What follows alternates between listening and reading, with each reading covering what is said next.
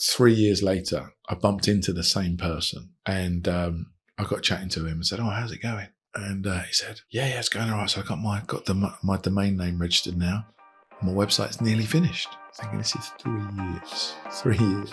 And he said, "How are you getting on?" I said, "I'm doing great." He said, "Yeah, I've just hit 3 million in sales."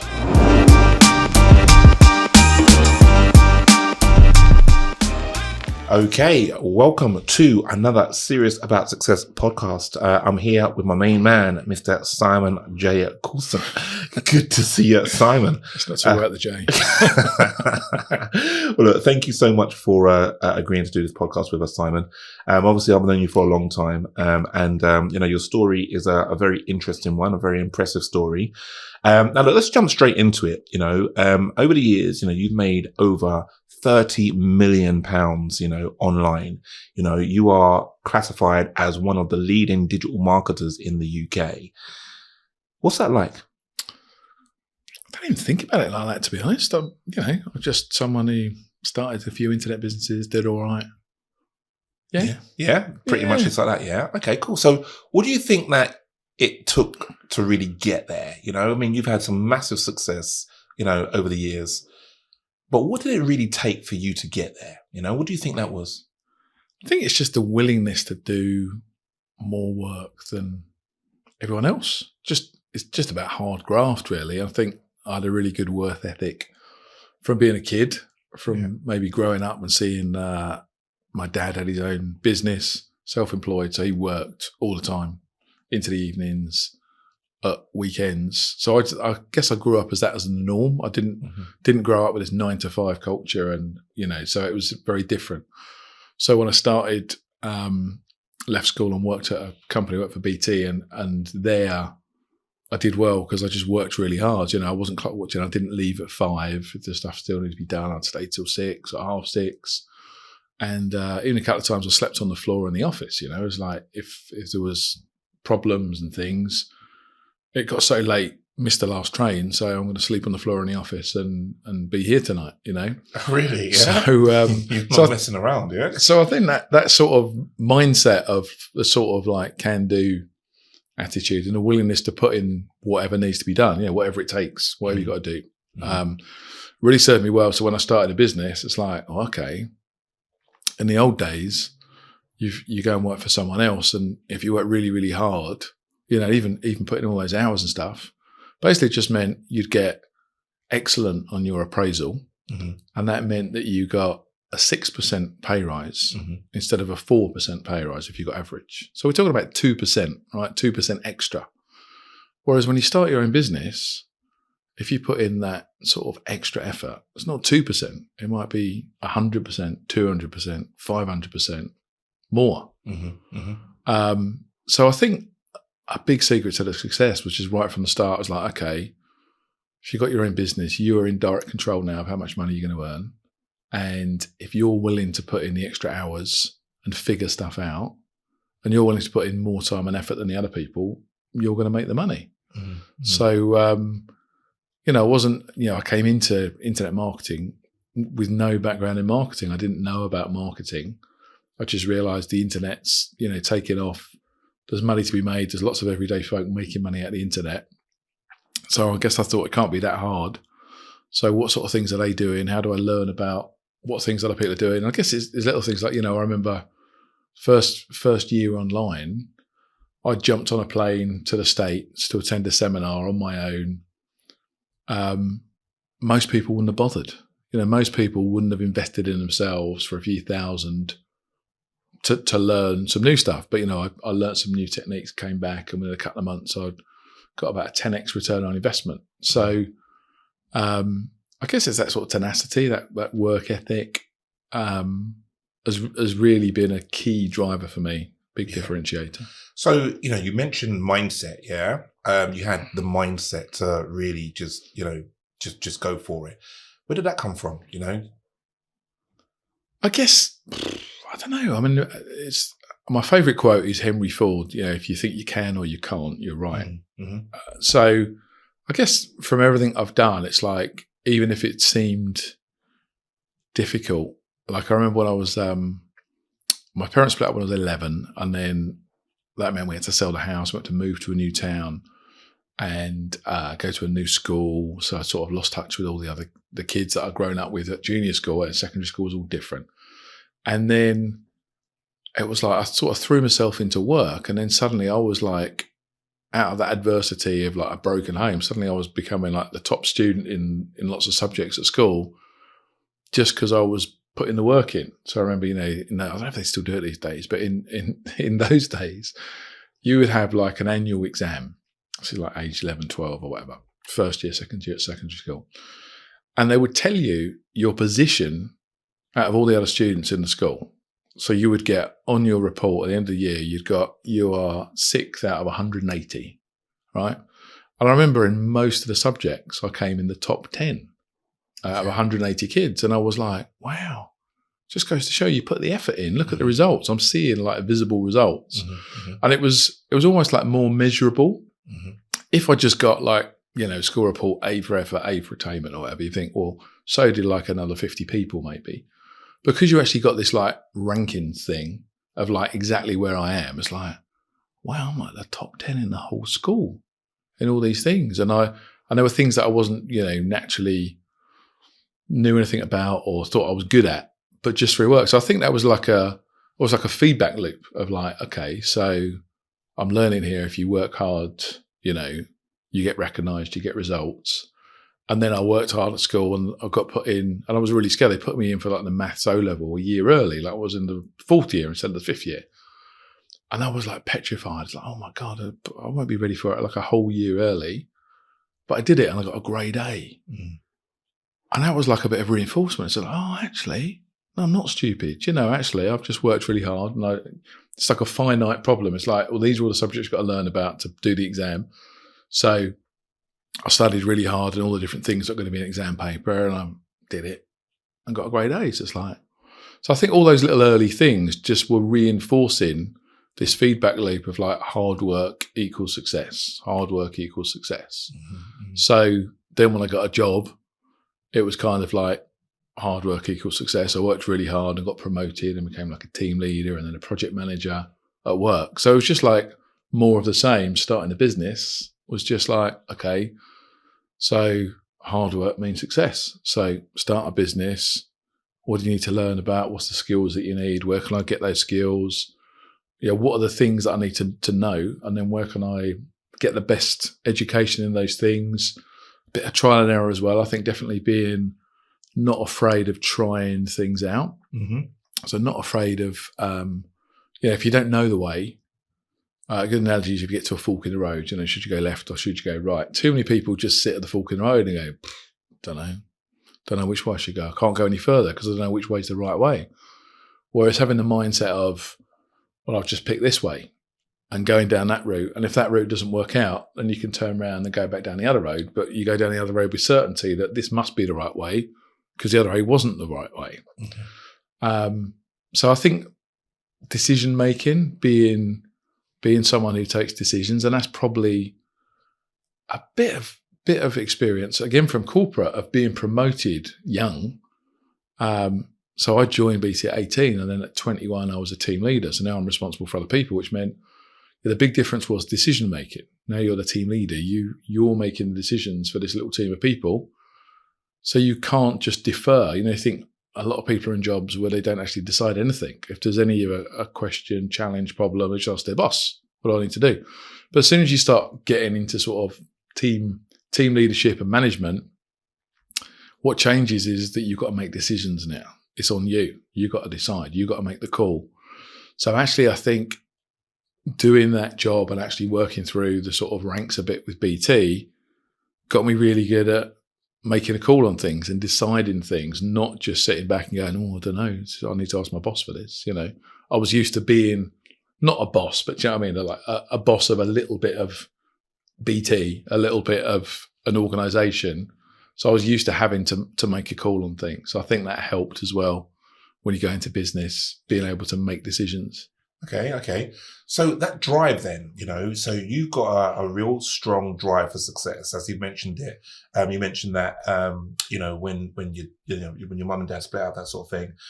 That's when you started, doing really well in school and stuff like that. And, you had a real strong drive to succeed, Mm.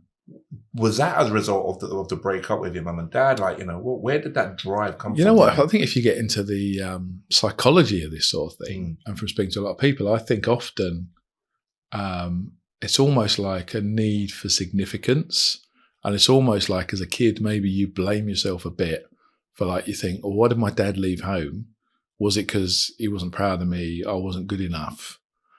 So you kind of maybe you try and overperform to try and feel like, make yourself more significant because you feel like whatever you did wasn't enough to keep the family together. So like your dad left home.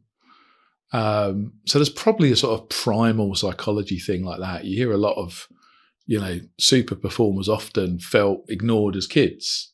So they've maybe gone on to perform really well in business or in life.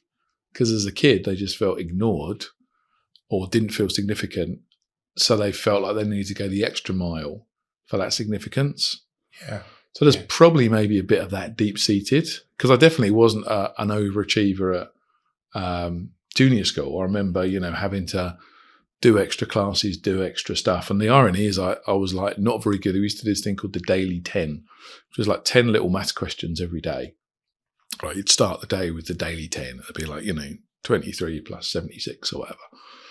And I really wasn't very good at that. And I'd have to sort of go back and redo a book or, do extra questions. And yet suddenly a few years later, I'm getting like a grade A maths O-level a year early. It's like, well, what happened? What was the shift?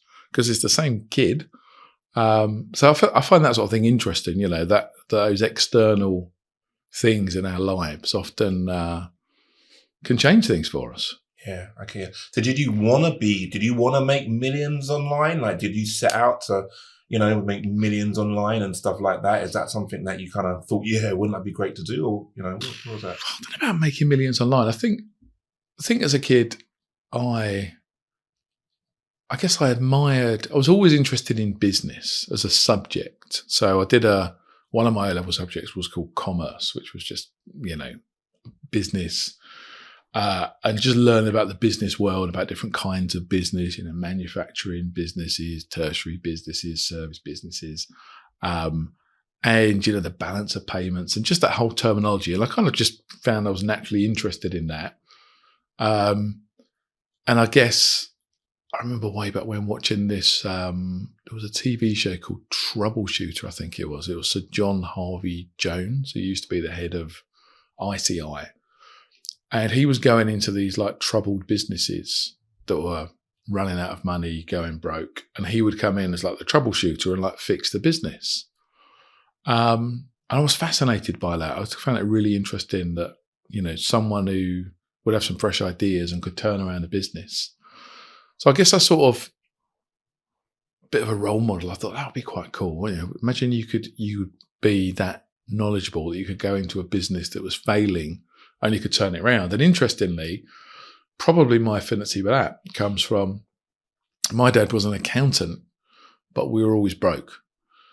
And the reason we were broke was because he was a small town accountant that worked for the little one-man band businesses, normally new startup businesses. And you'll know the stat on how many businesses fail. It's like 80% in the first couple of years. And he was the unfortunate one that was the one, firstly, that told them that they've got a business that's made a loss. And secondly, he's then the last one to present them with an invoice and go, right, here's the invoice for the work I've just done to tell you that your business isn't viable and you've made a loss. So, of course, he often didn't get paid, which meant that, I grew up with like seeing failed businesses being the reason why we were broke as kids and we didn't have money and we even had bailiffs knocking on the door because of failed businesses. So I guess I probably secretly inside as well, deep-seated thought, I don't understand how businesses work and help people have successful businesses because I'm feeling the pain firsthand of unsuccessful businesses on two levels. Like, firstly, my dad's business is unsuccessful, so I'm feeling the pain. But the reason his business is unsuccessful is because his clients' businesses are unsuccessful businesses as well. So I guess that all goes in the pot as well, doesn't it? Of the kind of mindset and, how you've evolved as a person and what your drivers are. Yeah, I understand. So over the years, I mean, look, you've coached thousands and thousands of people, right? Mm-hmm. Some of which have gone on to become successful. A lot haven't. What do you think is the biggest difference between those people that then go on to succeed and those people that don't? The biggest thing is just the hunger, is the work ethic. It's definitely not the smartest people. Like, interestingly, you look at people and it's like not the ones that have got like the highest intellect, not the ones that have got the best degree. It's often just the ones that are willing to a good friend of mine, Rick, described it as this: he says, throw the spaghetti against the wall and just keep throwing it till it sticks. That's how you get successful. And it's those people that, you tell them what to do. I think there's two levels, I guess. It's self-discipline. So it's like, firstly, they're willing to follow instructions. If you tell them this is the steps you need to take, they can follow a roadmap. They're not a maverick that thinks, oh no, I know better, I'm going to do it this way. So I think that's a key thing, and it's noticeable that some of our most successful students that have done millions and millions of pounds have come from vocations where they needed self-discipline. So a lot of ex-military people, ex-police, fire, RAF, those sort of things, those sort of people that are very used to having a job where they have to follow instructions and do what they're told. There's definitely a big significance of my most successful students having that about them.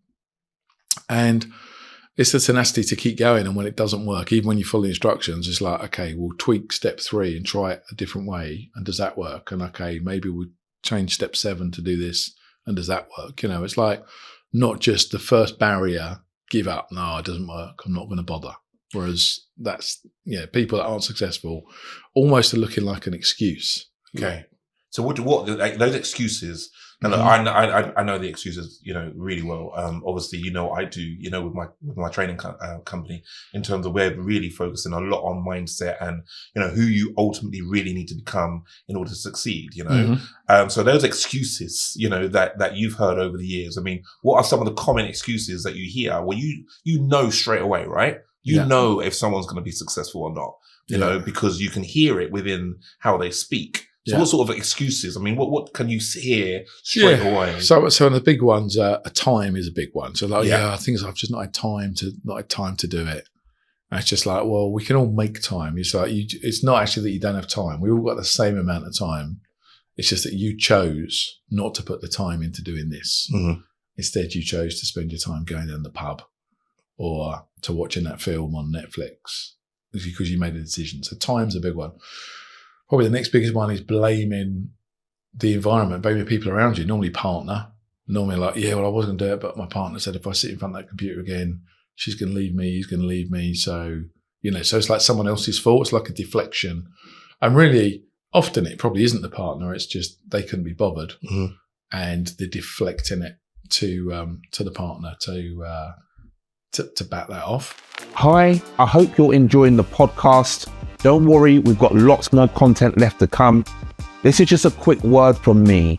Now, you will hear us speak a lot about things like mentorship, as well as that, surrounding yourself with the right people. Now, one of the other things, if you really want to achieve the financial success, what makes it helpful is to have things like accountability. This can be the difference between you making it and you really not really quite getting there. Now, if you're at the start of your journey, you want to maybe leave your 9-to-5 day job, or you're just in the process of starting up a business, I would like you to come and check out our website, www.seriousaboutssuccess.com. Over the years, we have coached thousands of people all around the world. We speak on BBC Radio as their go-to guy for anything related to mentorship. It's very important for you to have that helping hand along the way. So come and check out our website, sign up for our free training, and we'll show you exactly what it takes for you to succeed. Now back to the podcast. Another big one is blaming some sort of technology. Oh, I couldn't do it because, I tried this thing, I pushed this button and something unexpected happened. So I gave up and I walked away. Mm-hmm. And again, that's normally just a deflection for they couldn't be bothered. And it's just that was the vehicle for the excuse. It's like, oh, well, I tried this. Like years ago, it's funny, the first ever workshop I attended, I was sat next to this guy, and 3 years later, I bumped into the same person that was sat next to me in the first ever seminar I attended. And I got chatting to him and said, oh, how's it going? And he said, yeah, it's going all right. So I got my domain name registered now. My website's nearly finished. I'm thinking, this is 3 years. 3 years. And he said, how are you getting on? I said, I'm doing great. I said, yeah, I've got like 100 products that I've released, and I've just hit 3 million in sales. And he looked like gobsmacked. He said, oh my God, what have you been doing? I said, all the stuff that bloke in the workshop told us to do. Like the same stuff that, And then he started with all the excuses. And he said, oh, well, the thing is, he said, I went to get started, but I got a really old computer. It was like an old PC. And every time I tried doing anything, it kept crashing. So I struggled on with it for a few months, but it just wasn't having it. So anyway, eventually I went and bought this new computer. But it was another PC, and my friend's son said he'd like show me how to use it. Okay, so he said, but I kept asking this guy to come and show me, and he just never came round. So in the end, I thought I'd go to a computer class. So I went to this computer class, and the guy that was teaching wasn't very good. I didn't really get on with him, so I left the computer class after 2 weeks, and I wasn't going to go with that. But what he did say was the guy who was in computer class said Macs are much better than PCs. So I thought maybe we've got a Mac. He said they're easier to use. So he then went and bought a Macintosh computer. And he said, saying, but when I find everything was different, like I couldn't find anything. It's just like, it's all like a whole new world. So I decided I'm just going to stick with the PC. So I'd sold the other one to get this Mac. So then I bought another PC. And I got this new PC, but in the meantime, because this has been like about 18 months by this point, the new version of Windows had come out, and Windows was all different now, complete new look and feel on Windows, and I didn't know where anything was again. So, like this, so this was like 2 years, and he'd trying to get a computer that he could log into, and it was like, wow, just all these excuses, like you've blamed the friend's son. It's like, couldn't you have found someone else to teach you? Yeah. And you've like, okay, so you've gone to a class and you've walked out after 2 lessons, right? And then you blame the technology. Oh, it's because it wasn't a Mac. Oh, it's because it was a PC, but it was a new PC. It's like, so it's just a sorry tale of like deflection of like, no, actually. A story, you're hearing a story, So have you heard that a lot over the years then? Yeah, there's always, I guess it's like kids, isn't it? Like you excuse to the teacher, the dog ate my homework. It's like, well, so it's the same sort of thing. It's like, there's always a reason why, and sometimes it's stupid things like, oh, well, I couldn't find any domain names. I couldn't find a good domain name. Mm. It's just like, well, do you think the business is going to live or die just on a domain name? What if you just got something that was just all right? It doesn't have to be the world's most amazing, short, one-word domain name.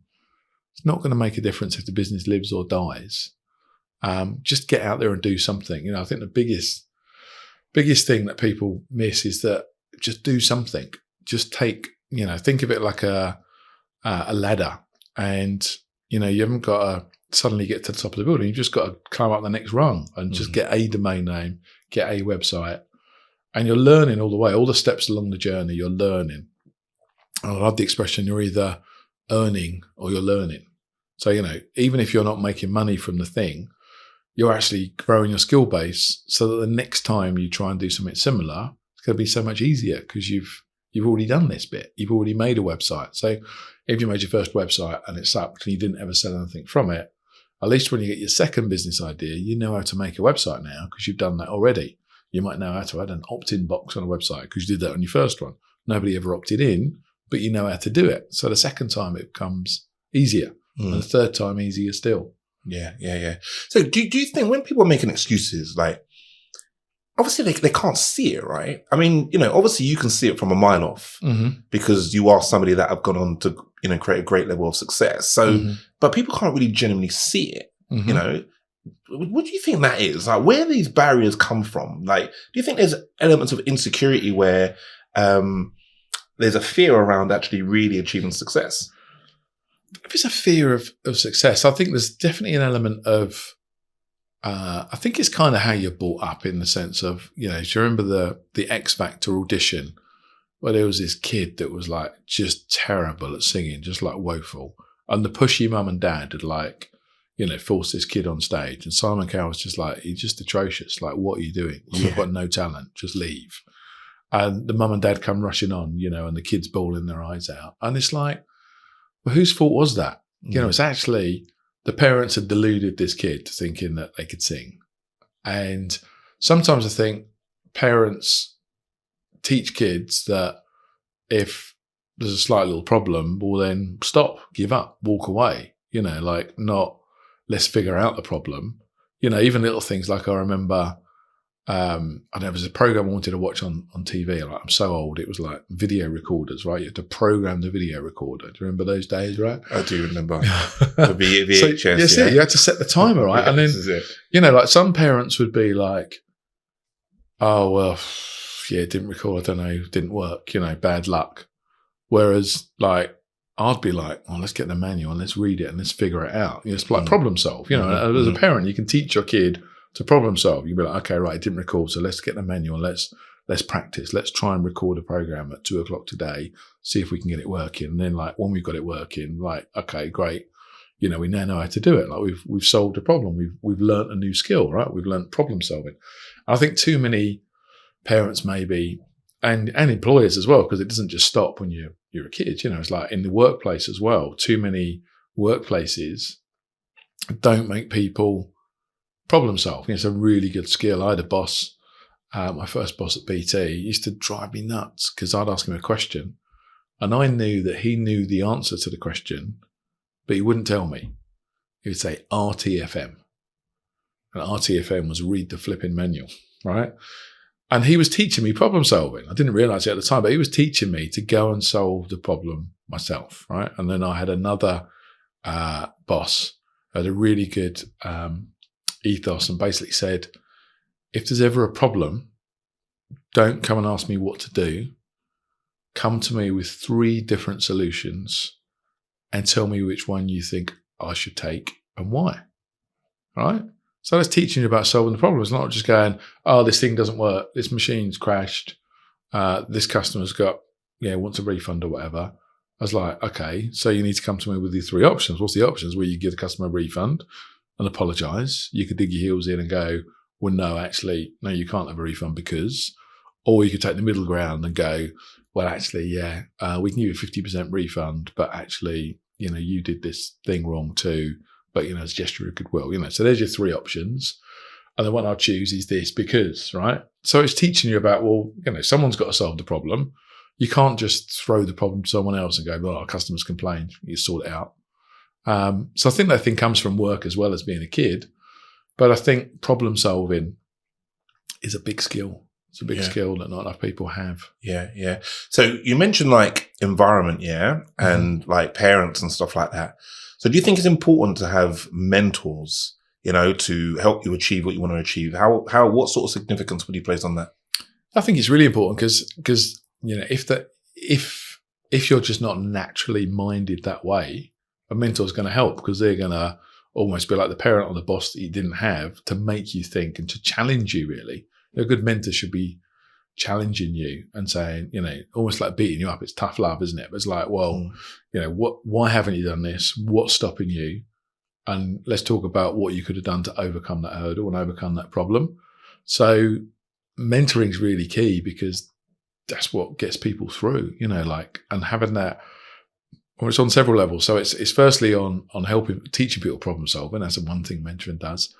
The other big thing I think it is accountability. It's like suddenly you've got someone you're answerable to because clearly you're maybe not answerable to someone else because it's okay for you to just walk away from a problem and not achieve anything. Like that's what you've done in your life. That's the pattern you followed is you haven't done anything. You've not been massively successful, probably because when you hit a challenge, you just walk away from the challenge, right? You don't step up and take on the challenge and embrace it and try and overcome it.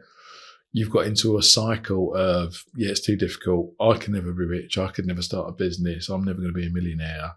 So you stay in that rut. Whereas a mentor should be able to challenge you, but also give you that accountability. So like, you're not just telling yourself that you can't do it. You've got to explain to someone else why you can't do it. You've got to turn up for that next mentoring call, sit down, talk to another human being and go, I didn't do anything this week because I was just really busy. And then the mentor's going to go, well, what do you mean you're really busy? Why have you done nothing? Tell me about your week. What have you done this week? Like give you a bit of tough love, beat you up. And when that happens, you're going to start to realize that it's on you and actually it's your fault. And you need to step it up a bit. If you really want it, it's on you. Well, I know that obviously firsthand, obviously I've known you for a long time and you are somebody that has shown me the way, completely as a mentor. You've given me some real clear direction. And I remember, certainly more in the early days, I didn't want to show up and say, I didn't do it. But the thing is, because I didn't want to come with that excuse because I knew that you would know that I'm talking shit. I knew that you would know that, you know what, this guy's just not serious. Yeah. And I didn't want to come across as if I'm not serious. Yeah. So having that accountability or showing up and it's just like, well, look, I can't have him think that, I'm just a talker. It just didn't sit very well with me, So, that has helped massively in my journey. And obviously, what I've done and what I've achieved and all the rest of it. But a lot of that comes down to having you on my side, kind of looking over at me saying, well, have you done it or not? Like, are you going to do it or not? So, the mentors, for me has been absolutely huge. And, obviously you've played a big part in my life and, I'm forever thankful now. Yeah. You know that. Yeah. We talk about that all the time. Right. Okay, cool. Can anyone achieve success? If they want it, but they've got to want it. So, because we said it's not about intellect. It's not about being smart. I've met some really successful business people. They're not super geniuses. And they could just be like, I've met people that have been really successful and they're just really good at seeing super big picture, what needs to be done and getting people to do it, getting other people to do it. They don't do anything in the business. They're just like, 10,000 foot view. But they wanted it. They definitely wanted it, which is why they've done it and they've stepped up and they've figured out, okay, so these are the moving parts. This is what we need. And they might not be any good at people skills and managing people. They might be no good with technology, but they've still made it because they found someone who was really good at technology. They found someone who's really good with people and they told them what they wanted them to do and they got successful. So I think the big thing is you've got to want it. And you've got to want it badly enough that you're willing to admit to yourself that actually, you need to grow, you need to improve, if you're going to be successful. So if someone tells you, oh, actually, that's lame. Your excuse for not doing that is lame. There's like loads of different ways you could have got around that problem. Here's several. And you've got to be willing to take that on board. But if you're willing to take that on board and you really want it, I think anyone could be successful. There's no, I've got young people that are successful, old people that are successful, loads of different vocations. There's no pattern. It's not like you can say, oh, you've got to be, a master's degree holder and have worked in the job for 20 years. It's just nothing. There's no pattern. But I said the most successful people have either done had a job where they've had to have self-discipline. So they've been given responsibility and they're used for having that self-discipline for time and energy. Or the other big differentiator is people who've done some sort of self-development courses. They've done some Tony Robbins and Brian Tracy or something. And they've been taught a bit of this stuff because you don't learn this stuff at school. No one teaches you about mindset and positive mental attitude at school. Right? Never on any of my school syllabuses, it just wasn't there. So you need to be taught about that and you need to be open to that and embrace that. Yeah. Okay. So, there are things online, that you might see. You might go on YouTube and you might see an ad and, it might be the crypto thing, all you got to do, is spend like 20 minutes, a week and you will be a millionaire. All you've got to do is just press this button and that's it. all you got to do, that sort of thing, trade in stock markets, whatever it may well be. What are your thoughts around stuff like that? Because it paints a picture of creating success can be really easy. All you've got to do is do that crypto thing, press this button, and that's it. You're making money. What's your thoughts on stuff like that? Is it easy? I mean, it can be easy, but of course, like all those systems that you see online, no doubt for some people, they will get massive success. Like for my courses that I ran for many, many years, we had lots of people that had big success, made millions and millions of pounds. But through one of those were people that didn't. And they all did the same course. So what was the difference? I think the things you've got to look out for really is, have they proved it to you? It's very easy for someone to put a sales page together and say, yeah, push button magic, push this button, you become an instant millionaire. Can you tell the difference between red and green? Great, you can be rich, right? But show me some case studies and testimonials of real people that have followed this system and have made those sort of returns. It's like the first sort of level of due diligence really to check. And then just ask yourself a kind of sanity question, like if it's really this easy, like there's been lots of like trading-y things that are offering, like 20, 30% a month return on your money, right? And it's, it might be some bot trading thing or something like that. And when you like compound that out, it's like, one of them I looked at, it was like 4,000% a year interest. And it's like, well, if this thing really can consistently get 4,000% a year interest, why are they not just borrowing money from the banks and borrowing money at 10% and using that money? Why do they need me to sign up for this program and put my money in if it's really given for, it's so beyond belief. It can't possibly be true, can it? Like if you can borrow money from banks at 10% and you're offering me 4,000%, it feels like it's probably too, the old thing, if it sounds too good to be true, it probably is. Yeah. That makes sense. You just go and borrow some money, get 4,000 return on your investment, pay back the bank, and you got all that money. You made 3,000. Yeah. Yeah. This is it. Yeah. No, I get it. Okay. So what about some of the challenges that you might have had in business, because obviously it's not always just this easy road to just, create money and then keep it.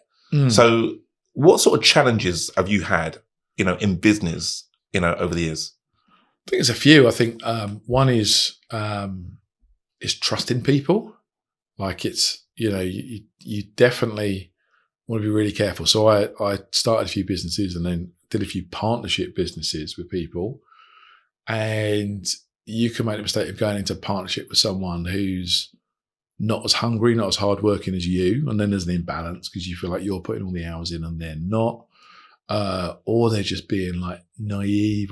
So one example is I was in a business with someone and they got like a call about investing in some advertising. And they like said, yeah, great. And they signed up for like a couple of £1,000 advertising with this company.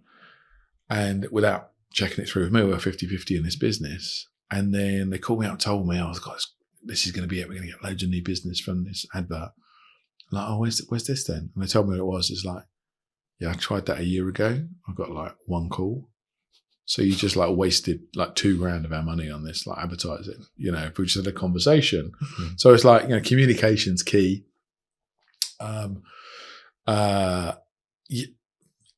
You think you can trust people and sometimes you can't. Like I knew someone for 10 years, invested some money with them.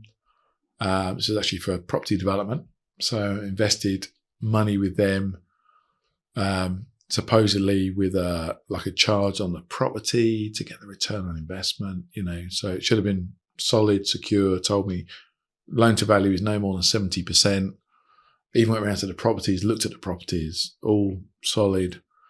And then for whatever reason, that business basically turned into a Ponzi scheme. And I think they got in a bit of trouble and then started overstretching themselves. And rather than put their hands up and go, we're going to lose like 10, 20% on this development, they basically raised more finance and started upping the ante on the interest rates they're offering investors. And they got to the point where they were offering new investors 20% return on money and paying a pension fund 2% kickback for money they were raising. But now they've just accentuated the problem because they've borrowed money now at 22%, which they can't afford to repay because there's not 22% margin in the development they're doing. So the only way out of that hole is to borrow more money to pay the loans. So it just became a Ponzi scheme. And if they were just, had better ethics and just put their hand up earlier and said, yeah, we've got some problems here. But they basically ended up in a complete mess. They went bankrupt owing 70 million with 40 million of assets. So through sheer bad business management practice, they blew 30 million of other people's money.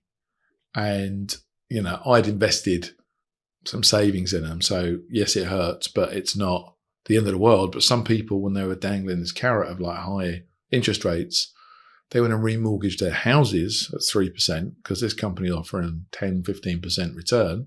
And they put all of their house equity money with this company, and then they've gone bankrupt and they got nothing.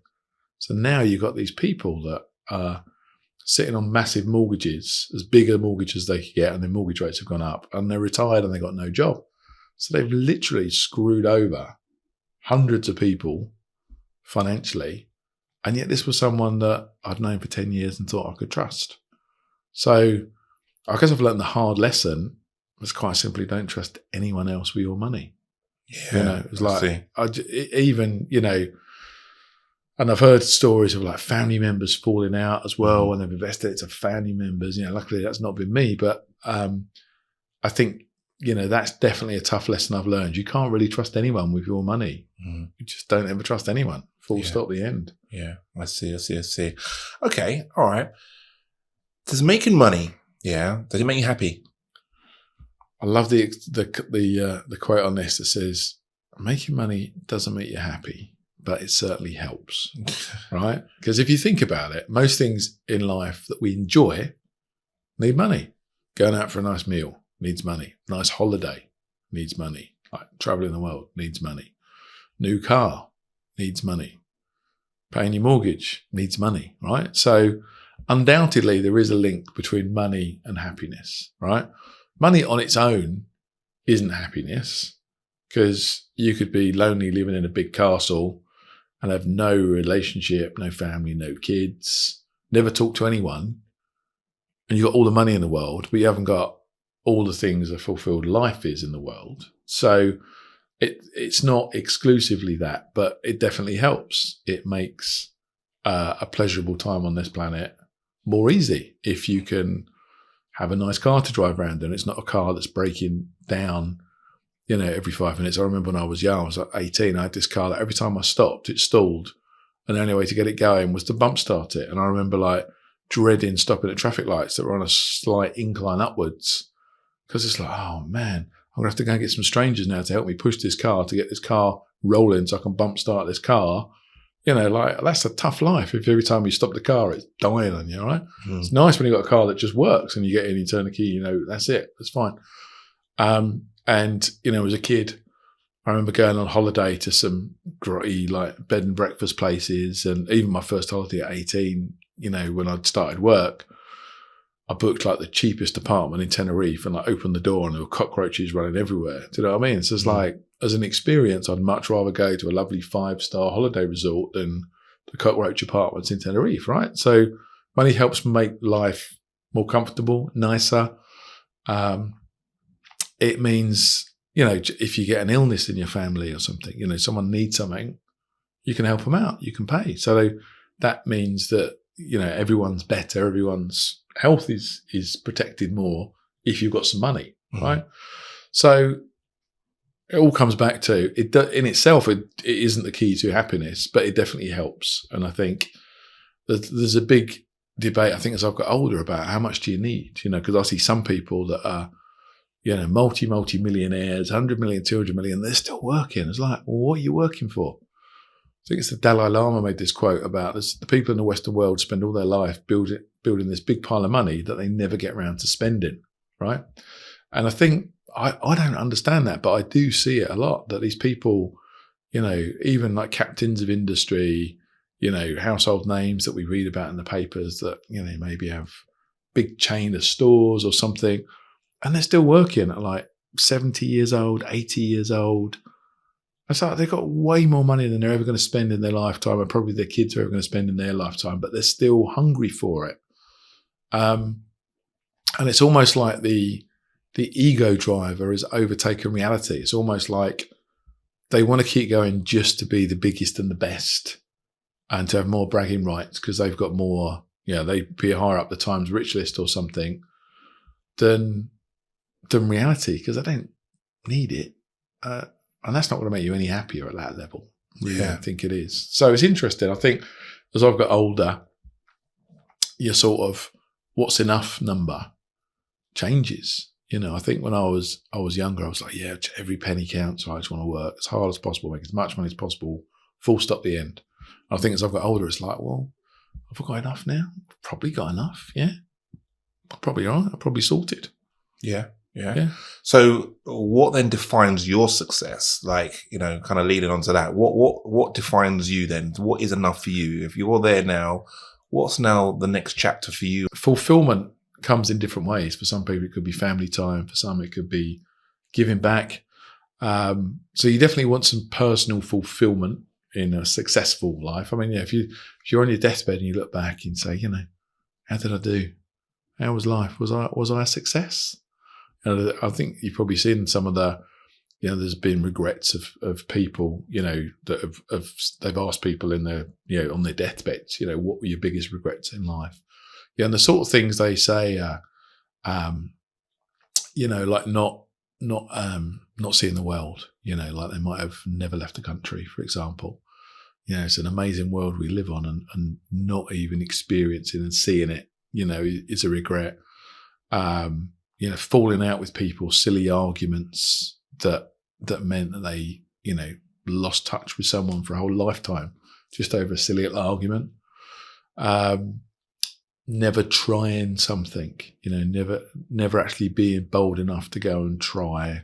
Could be starting a business, could be, flying a plane, swimming the channel, but just not trying, not even giving it a go, It's those sort of things, I think. It's not necessarily, did I make this much money? I've got this much in the bank. I think you could have a fulfilled life. This doesn't necessarily need money.